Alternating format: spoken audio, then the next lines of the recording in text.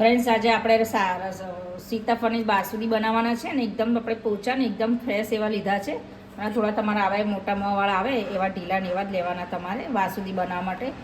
જો કાચા હોય તો 2 થી 3 દિવસ માટે તમારે રહેવા દેવાના છે. એના માટે હવે આપણે બીયા કાઢવાની ટ્રીક બતાવીશું નવી. આપણે અહીંયા આ રીતે ચાણી લીધી છે ને, જો તમારી પાસે આ રીતે હોય, જો થોડી મોટી કાણાવાળી હોય તો તમે આ પણ લઈ શકો છો. મારે થોડી ઝીણી છે એટલે આપણે એને આનાથી ઉપયોગ કરીશું આજે આપણે.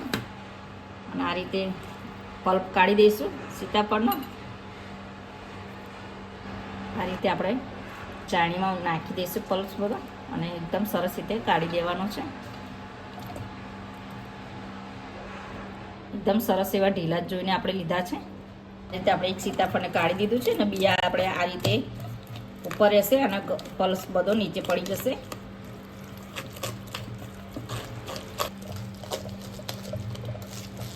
આ રીતે આપણે બધા જ પલ્પ કાઢી દીધો છે અને નીચે એકદમ સરસ એવું પલ્પ બધો નીકળી ગયો છે. અને આવી રીતે આપણે બીજા સીતાફળનું પણ કાઢી દઈશું, તૈયાર કરી દઈશું. ગળ્યો હોય એટલે આપણે અહીંયા 4 ચમચી જેટલી જ આપણે ખાંડ લેવાની છે ને અહીંયા આપણે 2 ચમચી જેટલો વેનીલા કસ્ટર્ડ પાવડર લીધો છે.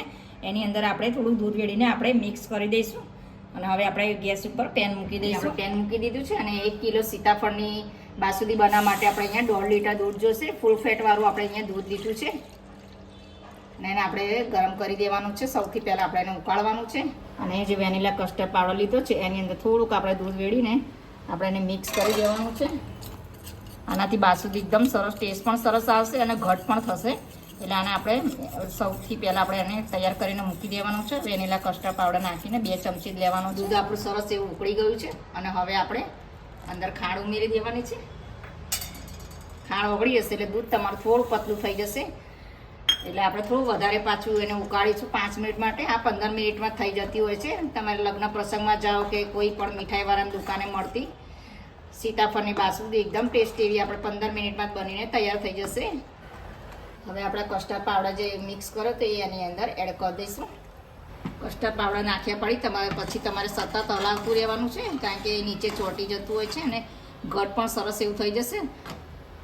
આપણે 20% જેટલું દૂધ પણ બળી ગયું છે સરસ એવું, અને સરસ એવી ઘટ પણ થઈ ગઈ છે. તમે ચમચામાં જોઈ શકો છો, આપણે આંગળી પડે એ રીતે આપણે સરસ એવું ઘટ થઈ ગયું છે. હવે ગેસને આપણે ઓફ કરી દેવાનો છે.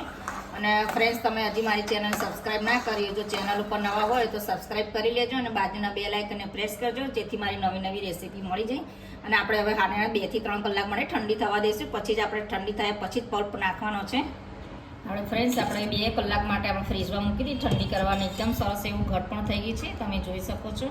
હવે આપણે આની અંદર જે પલ્પ બનાવ્યો હતો એ આપણે એની અંદર એડ કરી દેવાનો. ઠંડુ થયા પછી જ તમારે અંદર એડ કરવાનો છે.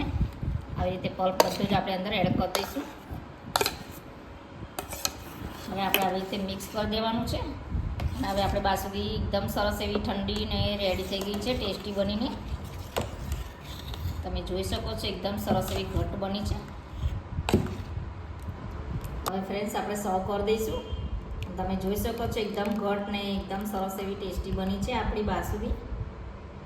અને આ બધાને જ ભાવતી હોય છે ને, અત્યારે સિઝન પણ છે સીતાફળની, એટલે એકદમ ઇઝીલી મળી જતા હોય છે.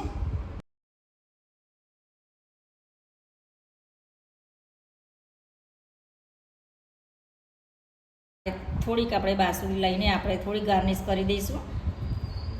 સરસ એવી ટેસ્ટી બની છે.